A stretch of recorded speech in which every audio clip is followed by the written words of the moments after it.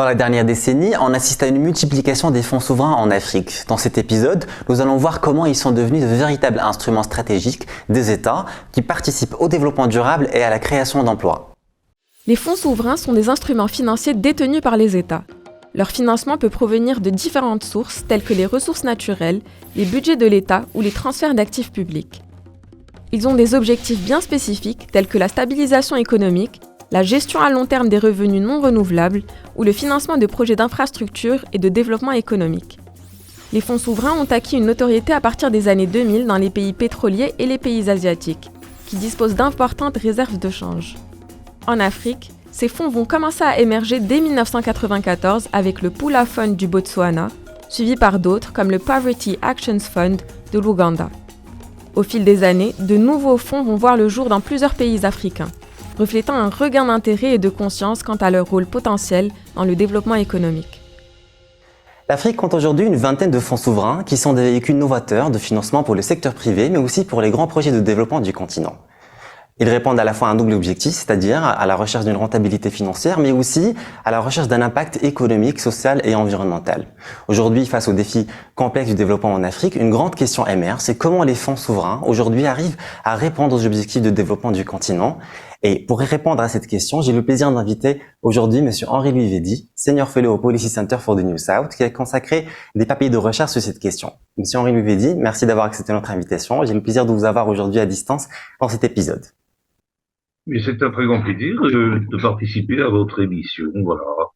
Je vous remercie. Je sais que vous avez suivi un peu l'évolution des fonds souverains à l'échelle internationale et plus dernièrement dans la nouvelle génération de l'émergence des fonds souverains dans le continent africain. Est-ce que vous pouvez nous dire comment les fonds souverains africains pourraient-ils davantage être intégrés dans les stratégies de développement économique à long terme de leurs pays respectifs? Alors je crois qu'il faut rappeler d'abord les trois caractéristiques des fonds souverains. Ce sont souverains fonds d'État. Fonds d'État qui se projettent dans le long terme. Et un point très important, fonds d'État qui, lors de leur création, fonds souverains, précisent, l'objet même du fonds souverain. Et donc, lorsqu'un fonds souverain est créé, on sait exactement ce à quoi il va être destiné. Premier point. Donc, il appartient aux États, lorsqu'ils le souhaitent, de créer d'autres fonds souverains, ce que, par exemple, je crois que les Émirats arabes unis ont au moins 6 fonds souverains. Donc, à chacun de ces fonds souverains, il y a un objectif qui est proposé. Donc, pour répondre à votre question, ce sont les États qui les créent, qui décident de la stratégie qu'ils vont utiliser via les fonds souverains. Dernier point, illustrant ma réponse, le Maroc a 2 fonds souverains. Et nous verrons, quand on en parlera, qui correspondent à 2 visions très différentes. L'un est beaucoup plus concerné par ce qu'on appelle la transition énergétique, c'est ITMA. L'autre correspond davantage à un fonds, destiné au projet sectoriel de l'économie marocaine. D'accord. Quels sont les différents modèles de financement ou les modalités de financement des fonds souverains africains et comment ont-ils évolué depuis la première vague de création des années 1990? Alors, il n'y a pas des modèles de financement. Il y a des financements. Ce n'est pas du tout la même chose, car, comme vous l'avez dit très justement, il y a eu 2 ou 3 grandes périodes. Moi, j'en ai distingué 3, en rappelant qu'il y en a une qui concerne que 3 fonds souverains. En fait, il y a 2 grandes périodes, je vais dire, qui correspondent à 2000-2014 et 2015 aujourd'hui. 2000-2014, ce sont des fonds souverains qui reposent essentiellement sur la rente, sur ce qu'on appelle,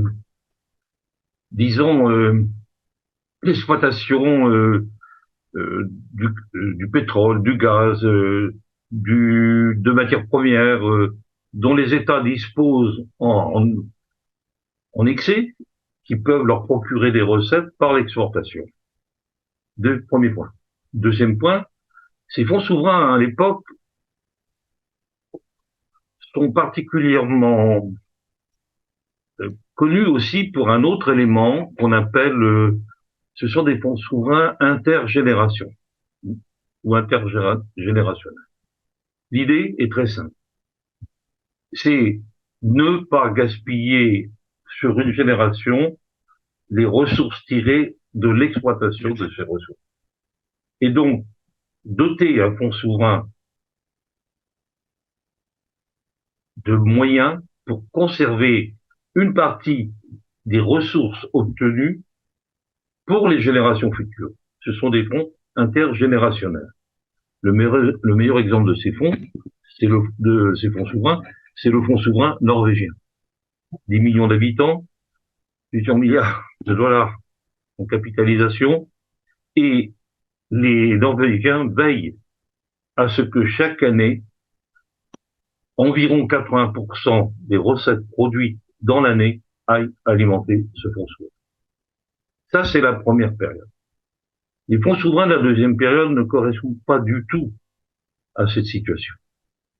Il y a quasiment sur tous les fonds souverains dont j'ai parlé, aucun, ou il y en a un peut-être, et encore, qui dispose de moyens liés à la rente gazière, à la rente pétrolière, à ce qu'on appelle disons, l'économie de rente. Donc, on va parler de fonds stratégiques d'investissement. Alors là, les financements sont très souvent des financements de transfert d'actifs de l'État, pour souverain. C'est l'État qui transfère à une entité fonds souverain les moyens pour se lancer sur des projets qui sont définis dans le cadre du fonds souverain. Deuxième élément qu'il faut bien souligner, comment les transférer? Nous verrons, si on a le temps, que très souvent, ce transfert, c'est en fait des transferts d'actifs publics qui sont privatisés. Premier point de mode de financement. Autre point important, c'est que lorsqu'on est fonds souverain, on peut accéder en tant que fonds souverain à d'autres modes de financement auprès des investisseurs institutionnels et qui vont permettre en fait à ces États de la génération 2015-2022 de pouvoir se doter de moyens de financement pour des grands programmes qui permettent en plus à l'État d'alléger sa participation sur ces financements en les transférant à un fonds souverain. Donc effectivement, la deuxième génération, 2015-2023, elle n'est pas du tout celle de la génération 2001-2014. Je retiens dans votre éclairage que, en fait, la grande évolution des fonds souverains à l'échelle africaine plutôt, c'était la source de financement. Donc, on est passé de la rente pétrolière et de gazière, justement, au transfert d'actifs des États à ces fonds souverains pour financer les projets de développement et irriguer justement le secteur privé. Donc, je retiens ça comme grande transformation. Quelles sont les principales caractéristiques de ces fonds de la deuxième vague en termes de mission et de stratégie d'investissement dans le continent? Est-ce qu'on se dirige vers des secteurs particuliers? Alors, moi, je pense que dans ce cas-là, il faut rappeler nous avons 9 fonds souverains, donc je vais rappeler rapidement pour chacun d'entre eux quel est l'objectif. C'est un peu ce que vous me demandez, si je vous ai compris. Tout à fait. Par exemple, pour les fonds souverains marocains, vous avez 2 fonds souverains, Itmar Capital et le fonds Mohamed VI pour l'investissement. Itmar Capital, c'est un ancien fonds qui était le FDMT, un fonds consacré au tourisme, mais on considérait à l'époque qu'il fallait pas parler de fonds souverains. En 2016, FDFT devient Itmar Capital. Des nouveaux statuts qui précisent les nouvelles orientations, les nouvelles stratégies de ce fonds souverain. Et cela concerne, comme par hasard, nous sommes à la COP 22 de Marrakech, la transition énergétique. Car, comme vous le savez, la transition énergétique, au Maroc, en Afrique, mais partout dans le monde, va nécessiter des moyens financier considérable. Et donc, Ipmar Capital devient, alors, via une structure qu'on appelle, alors, je vais vous dire, Green Power Infrastructure Facility for Africa. C'est GGIFFA. Bon. Donc là, c'est bien précisé. Le fonds Mohamed VI pour l'investissement stratégique, doté de 50 milliards de dirhams, ce fonds provient, disons, des fonds d'État et justement de 35 milliards de dirhams apportés par des investisseurs institutionnels. Et ce fonds stratégique est destiné à l'investissement public marocain. Il allège d'autant la part que l'État marocain consacrait dans son budget sur ces investissements publics. Il en transfère la responsabilité et le financement à ce point. Alors, maintenant, je vais vous rappeler rapidement les 6 autres fonds souverains. Vous avez un fonds souverain égyptien, TSFE, qui a été, disons, créé en 2018. C'est un fonds souverain très peu transparent. On a peu d'informations. Si ce n'est qu'il est financé par des transferts d'actifs, privatisation, et que on le retrouve dans des priorités quasiment concernant toute l'économie égyptienne, le tourisme, l'immobilier, les antiquités. Nous savons combien les antiquités constituent un point important pour l'économie égyptienne. On le retrouve dans les lignes de la santé, de la pharmacie, dans le financement des infrastructures et dans le financement, ce qu'on appelle un axe financier, contribuant à proposer lui-même des modes de financement à des projets individualisés. Vous avez un autre fonds éthiopien. Alors, point commun entre l'Égypte et l'Éthiopie, on oublie un peu, c'est deux pays qui ont plus de 100 millions d'habitants et qui ont connu des périodes économiques difficiles, qui n'ont pas de ressources de rente, quasiment pas. Bon, il y en a un peu en Égypte, mais mieux pas en parler. Quant à l'Éthiopie, pareil, c'est un pays qui connaît des hauts et des bas. D'ailleurs, j'ai consacré mon autre Politibrief à l'Éthiopie aujourd'hui. Alors, le fonds souverain éthiopien, lui, il est dans la logique totale de la définition des fonds souverains. Premier point, il est plus transparent. Plus transparent, et à ce titre-là, eh bien, il s'inscrit dans le financement du développement économique de l'Éthiopie, Vision 2036. Donc, tout ça est cadré. Alors, un point important sur le fonds souverain éthiopien, il y a 27 entreprises qui ont été privatisées pour le financer. C'est l'un des fonds souverains les plus importants en dotation, 38 milliards de dollars. Et parmi ces 27 entreprises, du 27 secteurs d'activité, on cite les poids lourds de l'économie éthiopienne comme Ethiopia Airlines, ou encore, je crois, ils ont Telecom Airlines qui ont été privatisés. Alors, nous sommes à 4. 2 plus 2, ça fait 4, il en reste 4 autres. Alors, ce sont à l'inverse, qui sont des fonds souverains consacrés à des petits pays, très petits.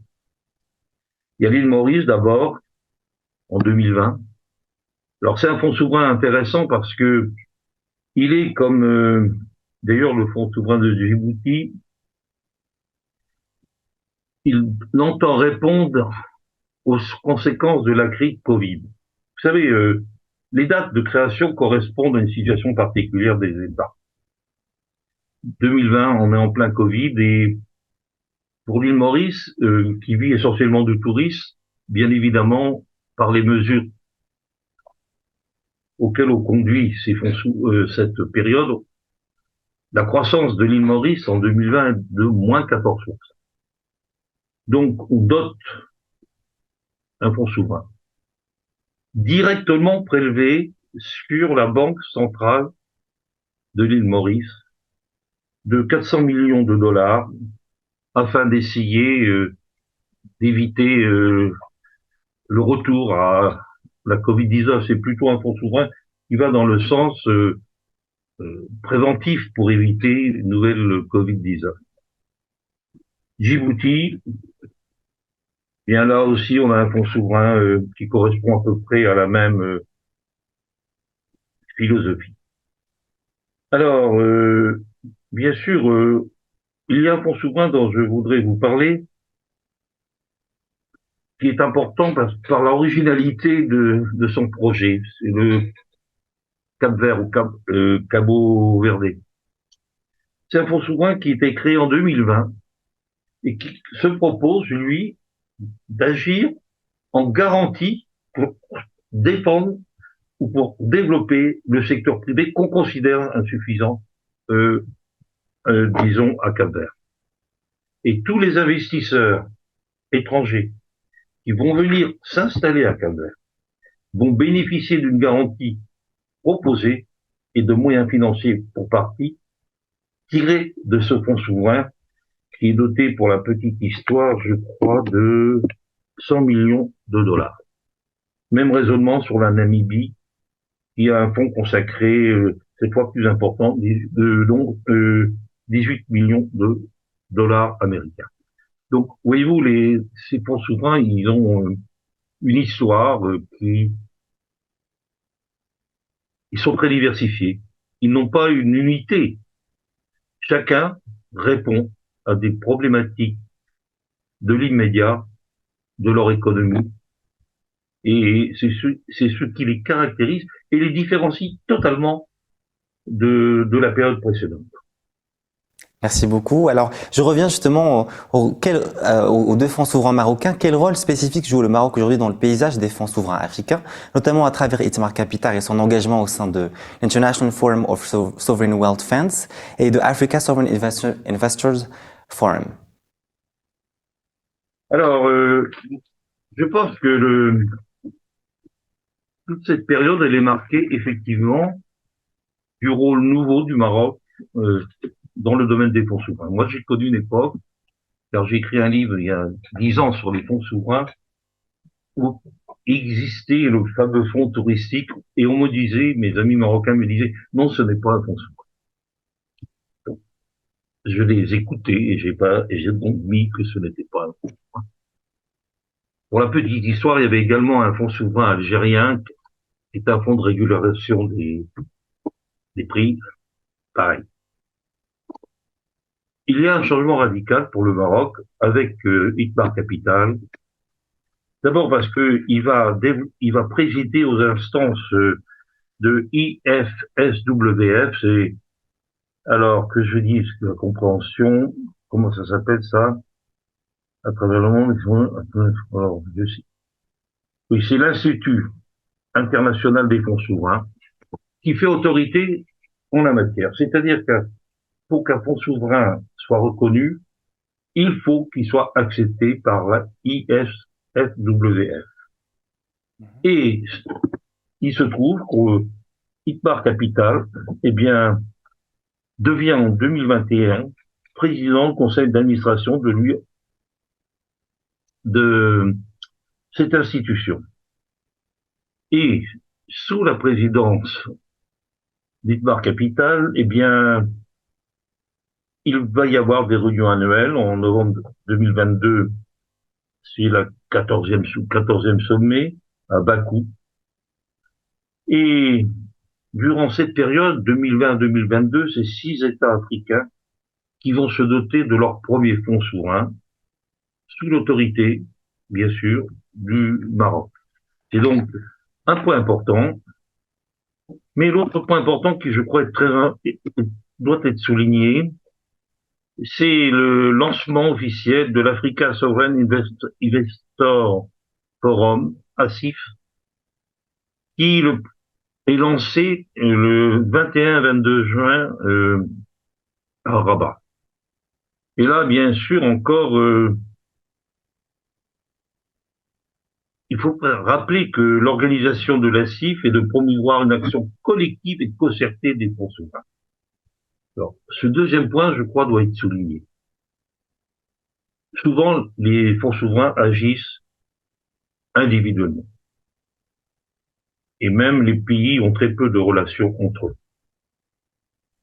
Et même à l'intérieur d'un même pays, si vous avez 5 fonds souverains ou 3 fonds souverains, la règle, c'est que 4 ignorent le 5e ou 2 ignorent le 3e.